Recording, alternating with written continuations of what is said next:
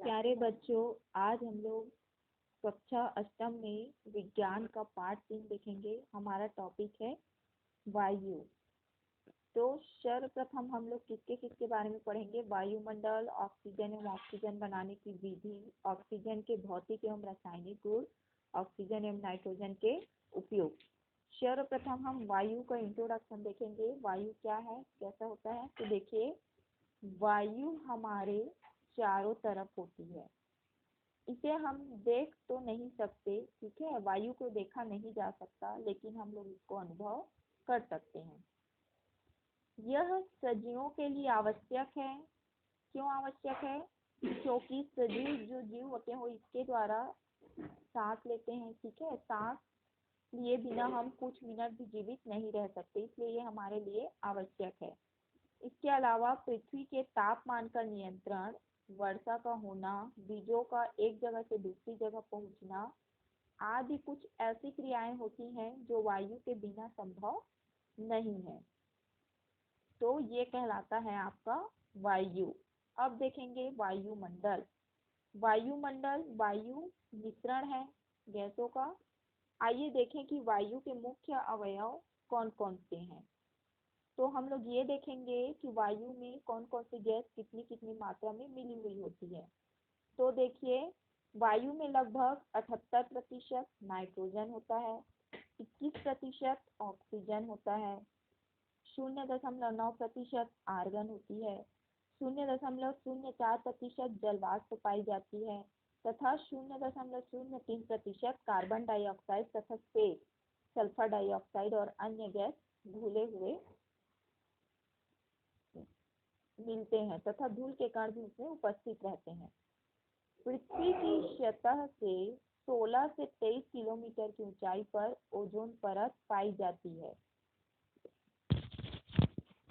Ozone का एक अणु ऑक्सीजन के 3 परमाणुओं से मिलके बना होता है, ठीक है। ओजोन का एक अणु ऑक्सीजन के 3 परमाणु से मिलके बना होता है। कैसे बना होता है? देखिए, ओजोन का सूत्र क्या होता है? O3।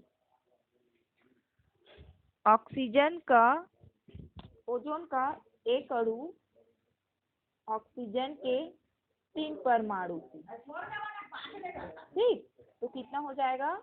O3।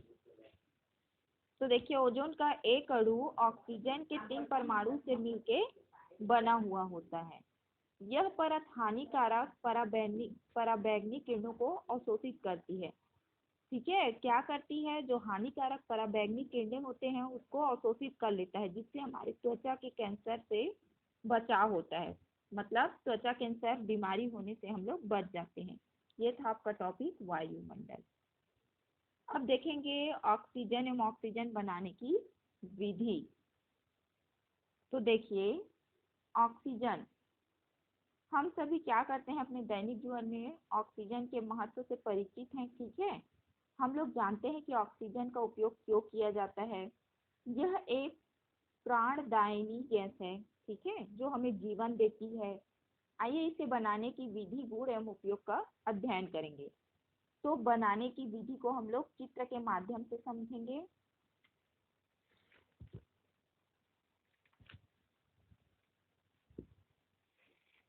ये देखिए, सर्वप्रथम इसे समझने के लिए हमें क्या चाहिए? तो हमें समझने के लिए आवश्यक सामग्री लेनी होगी। स्टैंड, गर्म करने का साधन, मोटे कांच की परख नली, निकास नली, टब, पानी, 2 परख नलियों, कार्क, रुई, पोटेशियम परमैंगनेट, ठीक। सर्वप्रथम क्या करनी है हमें? मोटे कांच की परख नली में 2 से 3 ग्राम पोटेशियम परमैंगनेट लेना है, ठीक है। मोटे कांच की नली में 2 से 3 ग्राम पोटेशियम परमैंगनेट लेना है। अब मोटे कांच की परख नली को गर्म कीजिए तथा निकलने वाली गैस को पानी से भरी उल्टी रखी परख नली में एकत्र कीजिए, ठीक है, जो चित्र में दिखाया गया है। अब एकत्र कर लिए। पानी से भरी परख नली को तैयार करने के लिए परख नली को पानी से पूरा भरिए। हमें क्या करना है? एक परख नली को पानी से पूरा भर देना है। अब उसके मुंह को अंगूठे से बंद कर दें। देखिए, पानी भरने के बाद ये अंगूठे से बंद हुआ है, उसी को बोल रहा है कि अंगूठे से बंद कर दीजिए। परख नली को पानी से भरे टब में उल्टा खड़ा कर अपना अंगूठा हटा लीजिए।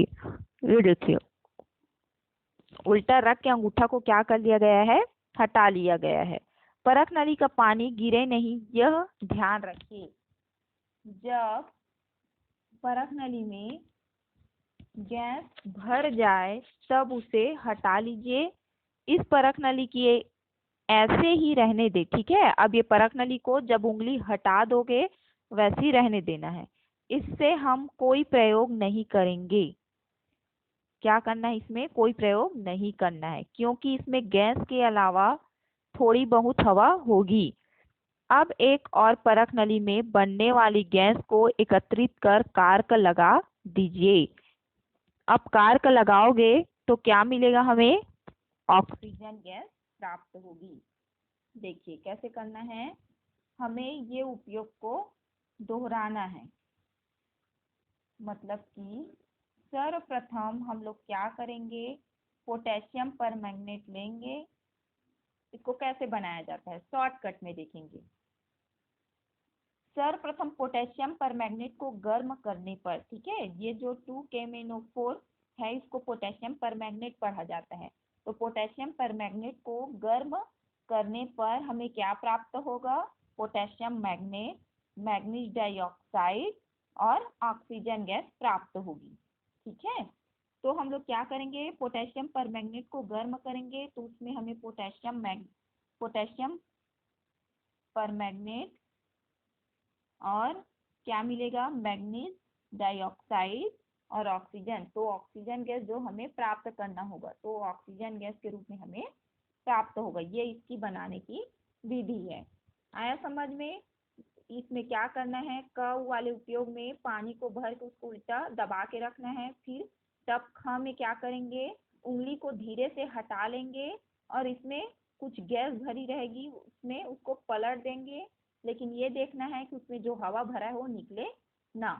फिर लास्ट में उसका प्रयोग करेंगे जिससे हमें ऑक्सीजन गैस प्राप्त होगी। पोटेशियम परमैंगनेट को जब हम लोग गर्म करेंगे तो potassium permanganate plus manganese dioxide plus oxygen प्राप्त होगी। हमें प्राप्त क्या करना था, ऑक्सीजन गैस, जो लास्ट में हमें यहाँ से प्राप्त होगा।